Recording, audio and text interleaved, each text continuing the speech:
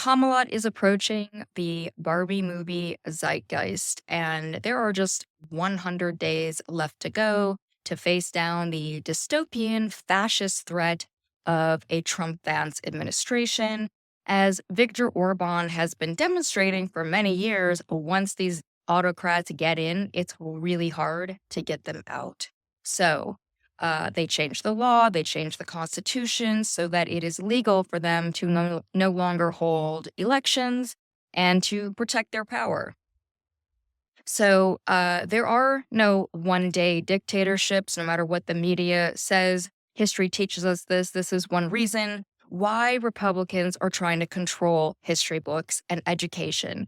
So when we hear Trump say that to his supporters that this is the last election that they need to vote in, we need to realize that his past election denial is leading to this argument for why it's best if we don't have elections anymore. The target is our pluralistic democracy, which, even the George W. Bush Presidential Center said was the lifeblood of a genuine democracy. That is what the Trump movement is against. So they're picking up where the insurrectionists on January 6th left things after their deadly assault on the 2020 election. If someone tells you who they are, believe them.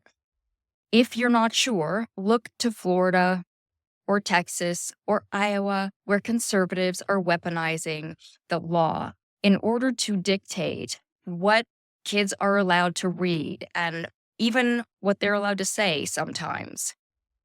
The Heritage Foundation president, Kevin Roberts, who is the leader of the pro-Trump Project 2025, he said the second revolution, which is a counter-revolution, if you will be bloodless if the left allows it to be. So they're giving a lot of signals about what's intended here. J.D. Vance introduced himself to the American public, and at his first campaign event, he was introduced by a Republican who warned of a civil war if Donald Trump loses this election. So, they are telling us these folks are fighting to reinstate conservative dictator kings over the United States, which is the opposite of freedom. It's the opposite of democracy. They're neo-monarchist, if you want to think of it that way. Think plutocrats. They are seeking this structural change so that Trump never has to leave office again. And I think that really doesn't sound great. And it's fair to say, a bit based on that this election is an emergency, like the house is on fire, grab your stuff kind of emergency. Our tornado is bearing down, get out to vote. If you think of January 6th as sort of this inside political coup that was supported by large numbers of House Republicans and backed up by this violent coup on the ground by Trump supporters, you see that this is well funded. And if you're unclear about the power of money in our political structures, in our system, we just saw political donors push President Biden out of the 2024 election race. Now, two billionaire donors, Barry Diller and Reid Hoffman, just said in interviews last week that they hope that Kamala Harris replaces the FTC chair, Lina Khan, the chair of the Federal Trade Commission. That enforces the nation's antitrust laws, consumer protection laws, the opposite of big business. And normally, if you think about it, these positions are for 7 years. The commission is headed by 5 commissioners. They are nominated by the president and conferred by the Senate. Then they serve 7 years at a time. So when we are wondering why we can't get rid of DeJoy at the post office because of norms, you gotta wonder then why it's okay to get rid of an FTC chair because she's doing her job, because the billionaires want her to get to be done with her. Republicans are running this adjudicated rapist for president who was caught on a hot mic bragging about and whose first wife accused him of rape and only retracted it when he was running for president the first time. Trump is also all over the Epstein files. So this is what they have to work with, right? They have a vice president who implied that women should stay in abusive relationships, and wants to ban abortion, even in cases of rape and incest, because he refers to that as an inconvenience for women and girls, and doesn't think it should be an excuse sort of thing. He wants a federal response to prevent women from traveling to states where abortion is legal. He attacked childless cat ladies, and he wants higher taxes, or he has advocated for that for childless people in the past. When he was pushed yesterday, I think it was, by Trey Gowdy to apologize because conservative women are upset and offended. Suddenly it's okay to be offended, but only if you are MAGA. If you're a liberal, you're a Democrat who doesn't like the way they're talking about women, forget you, you're just a snowflake. But if it's conservative women, then that matters. Well, Vance refused to apologize. He said he was sorry he offended cats. So in case anyone isn't clear, why Trump chose JD. JD Vance is the kind of person who was apologizing for his wife not being white, but trying to appeal to the racist Trump base by offering up that she is a good mom.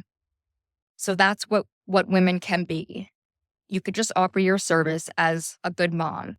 JD Vance, about his wife, obviously she's not a white person, ... Well, in other words, he is the kind of person who would do what Pence would not. He has no moral core.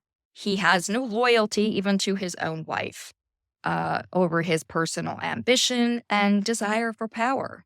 So that's what JD Vance is about. And, after the AP withdrew a fact check claiming that JD Vance did not have sex with a couch, it hits extra hard, if you will, that a CNN survey taken after the Republican National Convention showed Vance, who has been a senator for less than 2 years, with an approval rating of -6. He is the least liked VP nominee post-convention since 1980, and the first person to have a net negative favorability rating. Vance was also a weak candidate in bright red Ohio. So, this isn't really new, and it would have been predictable. It is nonetheless a level of fail that should have been hard to imagine prior to this. But this is typical Trump, right? He had to choose someone who made him look good and someone who was super loyal to him instead of someone who would put the country first, who would help him win an election even, and instead of someone who is competent, because JD Vance is not competent yet.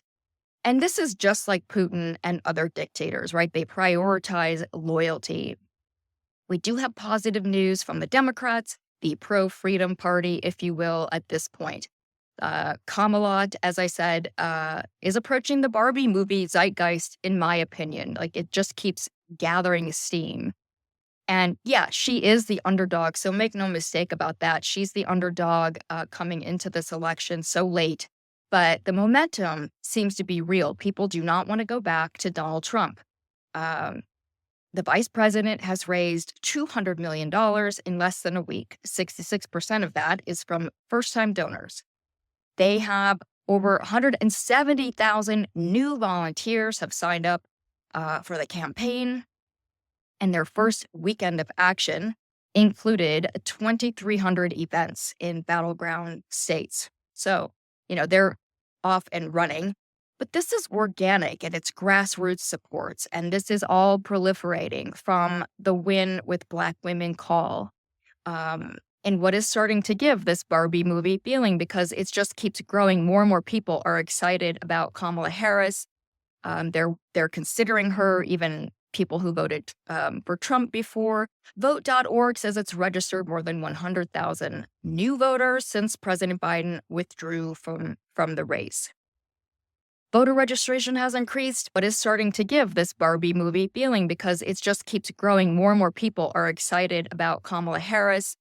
They're considering her, even people who voted for Trump before. Vote.org says it's registered more than 100,000 new voters since President Biden withdrew from the race.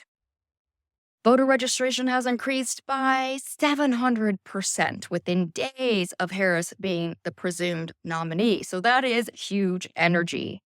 Um, their voter data shows that's happening in Texas, Florida, California, New York, Illinois. Every single state, though, has had over 100% increase compared to the previous month in voter registration.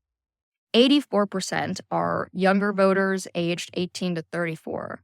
18% are 18-year-olds. And the top 10 states for new voters are Texas, California, Florida, New York, Illinois, Ohio, North Carolina, New Jersey, Pennsylvania, and I think I forgot one. The Harris campaign has held its first youth phone bank with Chasten Buttigieg and launched a youth Discord channel. And they got more than 500 signups for Students for Harris chapters across the country. So they're doing great things. They're just, and it just keeps growing. Tonight they're doing the call for women, which is going to bring together all the coalitions that just had their calls for women of various factions. It's bringing everybody together, the unification call, if you will. And I think people are really excited. Tonight, they're also having the white dudes for Kamala call. And so you're just seeing over and over again people showing up to these calls. There are so many calls. There's a call for disabled voters. There's a call for people who have cats and dogs. I will be at that one as well. And just to give you an idea, CNN, they did this profile on Trump voters in Macomb County, Michigan, which has been, voting for Trump. They're considering Kamala. Some of the people that they interviewed, the largest crowd ever seen for a Democratic event showed up to support Kamala Harris in the Republican stronghold of Forsyth County, Georgia. So, these are places we wouldn't expect this kind of energy. 15,000 people have RSVP'd for Kamala Harris's rally in Atlanta on Tuesday. So the energy is just going and going. I think there's a lot to be excited about. I want to reiterate, though, that she is the underdog. You can be a part of this. And if you're not already, then you can go to the Kamala Harris, Kamala for President website. There's places there to register to help, to volunteer. You can also go to Harris for President for details about how you can donate. The campaign is warning people not to give money to a lot of these PACs that are kind of being suspect. And it's not a lot of the money that you give to a super PAC, even if they say it's going to a candidate. A very small amount of it usually goes to the candidate. It's usually supporting the people who are running the PAC. And that isn't to diss anyone who is running a PAC, but rather just that when it's this critical, give your money very carefully and know who you're giving it to. So it's the Harris for President, Harris Victory Fund, and the Harris Action Fund that are all money that's going to go directly to her. So get involved. And I hope that you guys are kind of over the devastation of President Biden dropping out and feeling this infectious fever growing for Kamala Harris. And I will talk to you soon. Thanks.